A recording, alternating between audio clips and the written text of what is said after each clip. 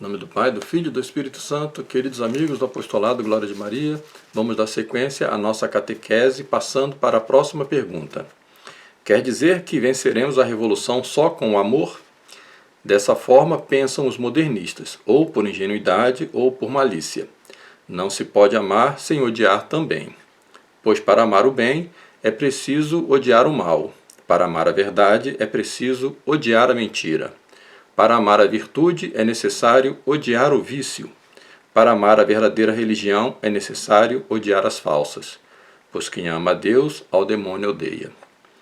Nosso Senhor nos ensinou, não se pode servir a dois senhores, porque ou odiará um e amará o outro. Por essa razão, há dois amores e dois ódios que são complementares e inseparáveis.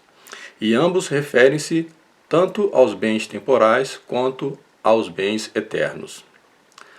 O amor pode ser relativo quando o ódio é absoluto, e pode ser absoluto quando o ódio é relativo. Por exemplo, se alguém deseja para o próximo um bem relativo que o faz perder o bem absoluto, que é o céu e a salvação da alma, esse alguém demonstra para com o próximo amor relativo e ódio absoluto. E se, pelo contrário, alguém deseja ao próximo o bem absoluto, ou seja, o céu e a salvação da alma, mesmo que isso implique na perda de qualquer bem relativo, esse alguém demonstra para com o próximo amor absoluto e ódio relativo.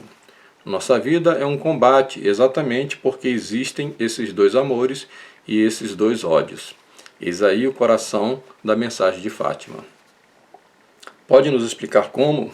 Resposta: Nossa Senhora, no dia 13 de julho de 1917, na Cova da Iria, em Portugal, revelou aos 3 pastorinhos um segredo em 3 partes. A primeira era sobre uma realidade eterna, o inferno. A segunda era sobre uma realidade temporal, guerras e perseguições à Igreja e ao Santo Padre, e também oferecia os meios para as evitar, penitência, reparação e a consagração da Rússia ao Imaculado Coração de Maria. A terceira parte ainda não conhecemos em sua totalidade. Ora, os bens temporais são inferiores aos bens eternos, assim como os males temporais são inferiores aos males eternos. 1000 guerras nesse mundo são males inferiores a uma eternidade no inferno, assim como 1000 anos de paz na terra são inferiores à eternidade no céu. Próxima pergunta: qual conclusão podemos tirar disso?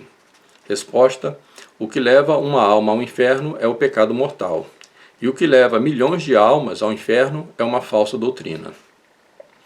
O demônio se ocupa menos de uma alma comum do que de uma alma consagrada a Deus. Cito Apocalipse 12, 4.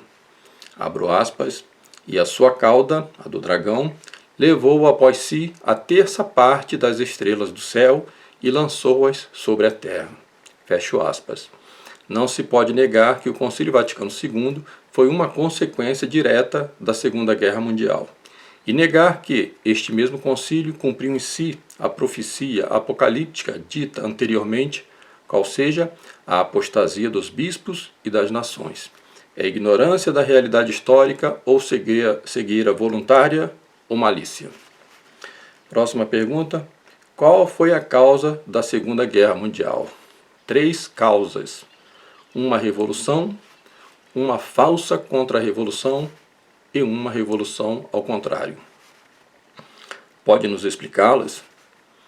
A revolução foi a bolchevique, na Rússia, que implantou o socialismo real, um regime perverso e sanguinário, diretamente oposto a Deus e às suas leis. A falsa contra-revolução saiu da Inglaterra para os Estados Unidos da América, onde consolidou o sistema demoliberal capitalista que levou à Grande Depressão Econômica de 1929. A revolução ao contrário foi o nazifascismo. Tanto Benito Mussolini quanto Adolf Hitler chegaram ao poder pelas vias democráticas. Para explicar melhor, vou ater-me à revolução ao contrário, ocorrido na Alemanha. Tão logo assumiu a liderança do movimento nacional socialista, o nazismo, Adolf Hitler tentou a tomada de poder num evento que ficou conhecido como o Putsch da Cervejaria, ocorrido em 1923 em Munique, utilizando-se para isso das mesmas táticas utilizadas pelos bolcheviques, porém com objetivos diferentes. No entanto, o resultado seria o mesmo: depor e executar todos os elementos do governo vigente para implantar a Revolução Nacional Socialista. Seu fracasso e prisão o levou a repensar os meios para se chegar ao poder.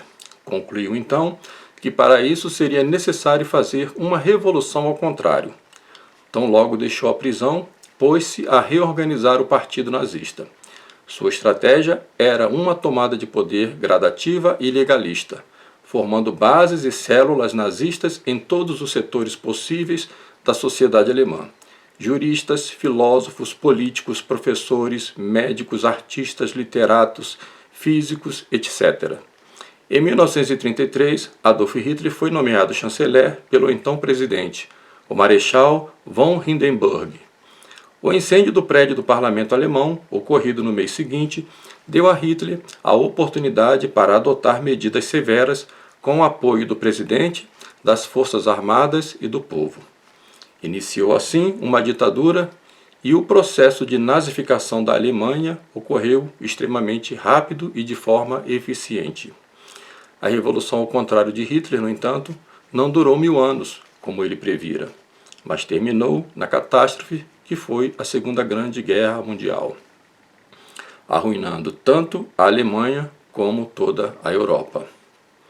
No entanto, a perda de mais de 50 milhões de vidas, ainda que tenha sido uma tragédia sem precedentes na história, não pode se comparar com a perda de 1.000 milhões de almas provocada pelo Concílio Vaticano II e a apostasia advinda da religião do homem que triunfou neste concílio.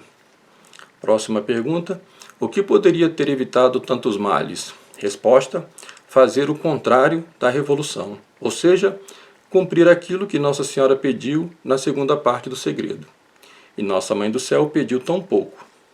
Mas aqueles que poderiam tê-la atendido riram-se de uma solução tão simples para problemas tão graves e urgentes. E agindo assim, preferindo a diplomacia do mundo aos remédios do céu, cegaram-se e gradativamente, sem os olhos da fé, só enxergaram as coisas deste mundo. Deus, para demonstrar aos incrédulos suas obras, se utiliza das coisas mais simples. Quando o profeta Eliseu disse ao rei e general persa Naamã que bastaria este lavar-se 7 vezes no rio Jordão para curar-se da lepra que o afligia, Naamã indignou-se do alto de sua autoridade e orgulho, diante de tão simples e pretensa solução para sua grave enfermidade. Mas seus servos lhe rogaram: meu pai, se o profeta lhe tivesse pedido alguma coisa difícil, o Senhor não o faria? Quanto mais quando ele apenas lhe diz que se lave para se curar.